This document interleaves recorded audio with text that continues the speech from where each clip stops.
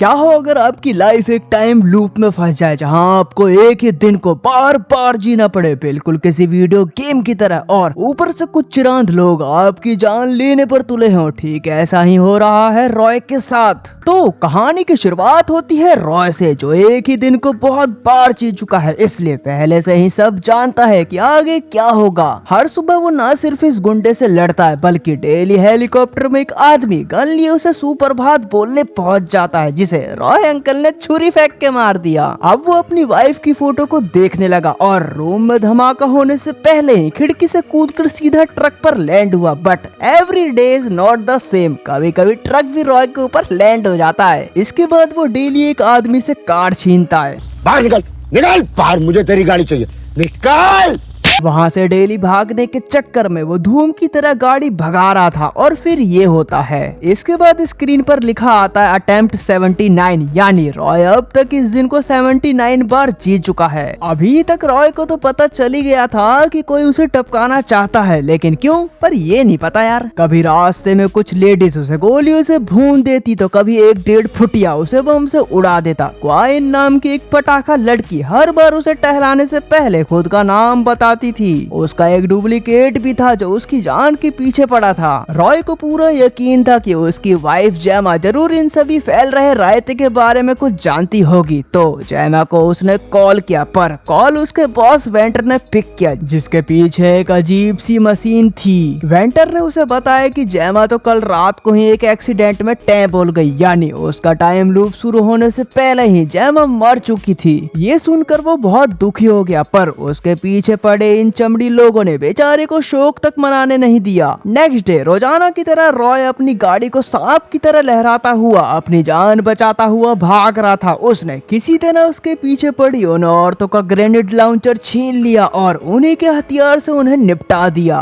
इसके बाद रॉय अपने पसंदीदा कैफे में थोड़ी पेट पूजा करने गया, जहां हम डेव को देखते हैं जो एक सिक्योरिटी कंपनी में काम करता है। दूसरी साइड डाई फेंग नाम की एक पॉपुलर चाइनीज तलवारबाज भी वहाँ मौजूद थी। रॉय ने संतरा पीते हुए देखा कि टाइम 12:47 हो गए। इतने में सभी चमड़ी लोग वहाँ पधार पड़े और उसे गोलियों से छल्ली कर दिया। इसके बाद हमें रॉय के टाइम लूप में फंसने से पहले का दिन दिखाया गया। वो अपनी वाइफ के ऑफिस में सिक्योरिटी डिपार्टमेंट ज्वाइन करने आया था, पर यहाँ पता चला कि सिक्योरिटी की नीड कंपनी वालों को नहीं बल्कि जैमा को थी। जैमा ने अचानक रॉय के सर से कुछ बाल तोड़ लिए। उसका बिहेवियर काफी अजीब लग रहा था। उसने रॉय से पूछा कि क्या तुम्हें मेरा भेजा हुआ बर्थडे गिफ्ट मिला। फिर उसने रॉय को झप्पी करते हुए उसके कान में कहा कि वो ओसाइरिस वर्ड को याद रखे। तभी 3 गार्ड्स वहां आ गए, जिन्होंने रॉय को ऑफिस से बाहर भगा दिया। रॉय के जाने के बाद जैमा के बॉस ने उसे धमकाते हुए कहा कि हम जिस प्रोजेक्ट पर काम कर रहे हैं वो एक टॉप सीक्रेट है और तुम ऐसे भी किसी अपने आशिक को अंदर नहीं बुला सकती।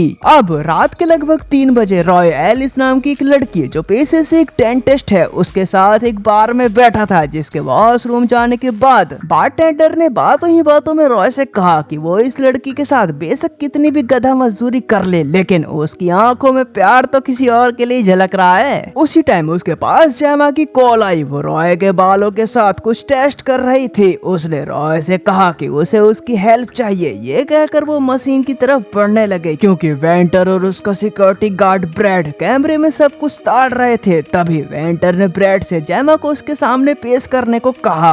अगली सुबह जब रॉय उठा तो लूप स्टार्ट हो चुका था। उसने जैमा के अकॉर्डिंग उसका दिया हुआ गिफ्ट खोजा, जो ओसेट ओसाइरिस नाम की एक बुक थी। पर इससे पहले कि वो बुक पढ़ पाता, रोज हेलीकॉप्टर में मशीन गन लिए चाचा पधार पड़े और रॉय का गेम बजा दिया। अब रॉय की जिंदगी नोकिया 3310 की तरह बार बार ऑन ऑफ हुए जा रही थी। कभी कोई टपका देता तो कभी कोई। अब इस भसड़ को स्किप करके थोड़ा आगे चलते हैं, जहाँ रॉय किसी तरह बचता बचाता जैमा की दी हुई बुक को लेकर अंडरग्राउंड गेमिंग स्टोर में पहुंच गया। बुक पढ़कर उसे ज्ञात हुआ कि आइसेट ओसाइरिस एक लेडी का नाम था जो इजिप्शियन लीडर की वाइफ थी। बुक के एंड में जैमा ने लिखा था कि समय चलायमान है, वो किसी के लिए नहीं रुकता। पूरी बुक पढ़ने के बाद भी रॉय को कुछ समझ नहीं आया और वो सोचने लगा कि ये बुक तो बकवास है। तभी सडनली उसने अपने बेटे जो को देखा, पर जो ये नहीं जानता था कि वो रॉय के टट्टों से ही निकला है। अरे आई मीन रॉय उसी का ही बाप है। अब क्योंकि उसे अपने बेटे के साथ टाइम स्पेंड करके अच्छा फील हो रहा था, इसलिए वो उसके साथ और समय बिताने के लिए उसे पिज्जा खिलाने ले आता है। फिर यहाँ से बाहर निकल कर रॉय ने देखा कि सामने घड़ी में 12:50 हो गए थे और ये एक चमत्कार था कि रॉय अभी तक जिंदा है। पर शैतान का नाम लिया और शैतान हाजिर। लेकिन रॉय समझ चुका था कि वो इतनी देर तक जिंदा इसलिए रहा क्योंकि वो अंडरग्राउंड था जहाँ उसे कोई ट्रैक नहीं कर पाया। रॉय ने अपने बेटे को बचाया और मरते मरते कहा कि तू मेरे ही टट्टों में से निकला है।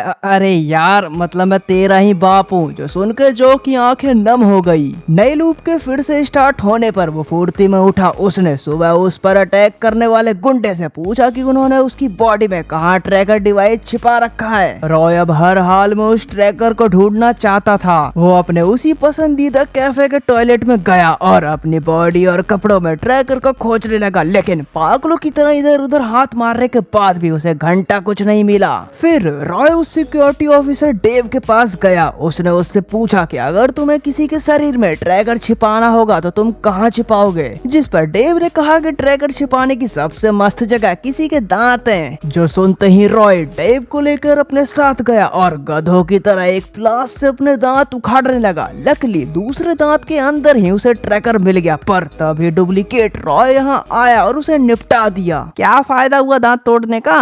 अगले अटेम्प्ट में रॉय ने सबसे पहले उस ट्रैकिंग डिवाइस को निकाला। उसने ट्रैकर की हेल्प से एक एक करके सभी गुंडों की भुस्सी भर दी। तभी उनमें से एक के पास ब्रैड का कॉल आया। रॉय ने जब कॉल पिक की तो ब्रैड ने उसे युद्ध के लिए ललकारा कि तेरी बुंड में कूदा है तो आजा लैब में, दो हाथ करेंगे। अब रॉय के बुंड में भी खड़ा बाल था तो वो डायरेक्ट लैब की तरफ निकल पड़ा, मगर पहले अटेम्प्ट में ही वो गाड़ी दीवार से ठुक गई और स्टार्टिंग में ही ब्रैड के हाथों वो निपट गया। नेक्स्ट अटेम्प्ट में उसने भाई साहब गाड़ी चलाई नहीं, गाड़ी उड़ाकर लैब में सीधी एंट्री करी। जब गार्ड्स गोलियां मारते हुए कार के पास पहुंचे तो रॉय ने बटन दबाकर उस कार में रखे बॉम्ब को ब्लास्ट कर दिया। उसने डुप्लीकेट रॉय को रास्ते से हटाकर उसका सिक्योरिटी बैच ले लिया। पहले तो उसका बैच काम नहीं किया और फिर जब उसने किसी तरह लिफ्ट खोली तो बाहर ब्रैड और उसके लोग घात लगाए बैठे थे, तो उसने खुद को ही गोली मारकर रीट्राई करने का डिसाइड किया। साले घी के लट्ठो मूवी कोई चल रही है, पबजी चल रही है ये तो।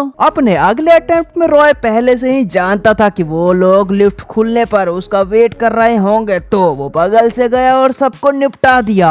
आगे उसका सामना ग्वाइन से हुआ जो एक मंझी हुई तलवार पास थी, but Roy have a gun. लेकिन जब उसने ट्रिगर दबाया तो बंदूक खाली निकली। हवाबाजी के चक्कर में रॉय अंकल फिर से निपटा दिए गए। रॉय ने इसे हराने में अपनी बुंड का पूरा जोर लगा दिया, पर हर बार वो एक ही बार में उसका काम तमाम कर देती। एक अटेम्प्ट में वेंडर ने उसे जिंदा दबोच लिया और टपकाने से पहले उसे अपने खुफिया प्रोजेक्ट के बारे में बताने लगा। दरअसल जो मशीन हमने शुरुआत में देखी थी उसका नाम ओसाइरिस स्पिंडल है और उसमें बीते हुए कल को बदलने की क्षमता है। दरअसल बात ऐसी है कि ये जो कुछ भी रॉय के साथ हो रहा था उसका रीजन ये मशीन थी। जैमा ने वेंटर के पीठ पीछे रॉय के डीएनए को मशीन में डाल दिया था। रॉय ने जैमा की दी हुई बुक को फिर से पढ़ा तो उसके दिमाग की बत्ती जली कि जब तक उसका डीएनए मशीन में है उसका कोई कुछ पाड़ नहीं सकता।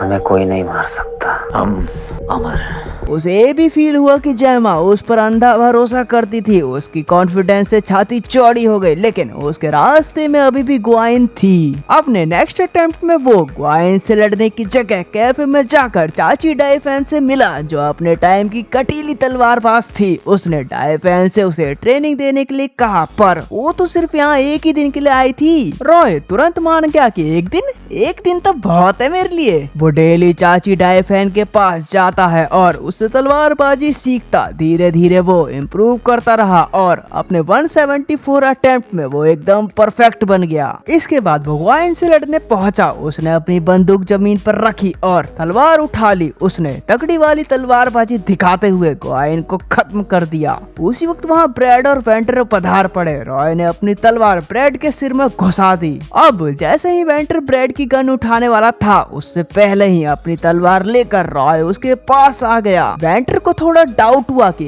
एक आदमी इतने लोगों को अकेले कैसे मार सकता है। अरे इसे कोई मिथुन दा की फिल्में दिखाओ। एनीवे वेंटर को पता चल गया कि जेमा ने मशीन का यूज करके रॉय को एक टाइम लूप में डाल दिया है, जिससे वो बार बार मर के भी जिंदा हो जाता है। वेंटर ने रॉय को बताया कि जब वो उसके गुंडों से लड़ रहा था तो उसने उसके बेटे को मारने का इंतजाम कर दिया था। ये सुनते ही रॉय फ्लैश की स्पीड से जॉय के पास पहुंचा, लेकिन वहां पहुंचकर उसने देखा कि जॉय तो पहले ही निपट चुका है। अपने बेटे को मरा देखने के बाद रॉय पूरी तरह टूट गया। वो खुद गुंडों से अपने आप को मरवाता रहा, लेकिन एक दिन उसने सोचा कि सारे हेरो जब ये दिन बार बार ऐसे ही चलना है तो क्यों ना मैं इसे अपने बेटे के साथ स्पेंड करूं। अब रॉय हर दिन जॉय के साथ गेम्स खेलते हुए बिताने लगा और शाम को जब वो दोनों एक साथ बेंच पर बैठे होते तो सब देखते ही देखते समाप्त हो जाता। लेकिन एक दिन जो ने बताया कि उसे सुबह उसकी मॉम का कॉल आया था, जिसमें उन्होंने मुझे बताया कि बेशक कोई भी प्रॉब्लम हो जाए मैं रॉय से बात कर सकता हूँ। फिर जो का फोन देखने पर उसे यकीन हो गया कि सुबह जेमा सच में जिंदा थी और वो चाहे तो उसे अब भी बचा सकता है। रॉय अगले अटेम्प्ट में जल्दी से वेंटर और ब्रैड को निपटा कर कैमरा रूम में गया। उसने देखा कि सुबह जब वो उठता है तो उसके 15 मिनट बाद तक जेमा जिंदा थी। ये देखकर वो बहुत खुश हुआ और उसने खुद को गोली मार दी ताकि वो जल्दी से लूप रीसेट करके उसे बचा सके।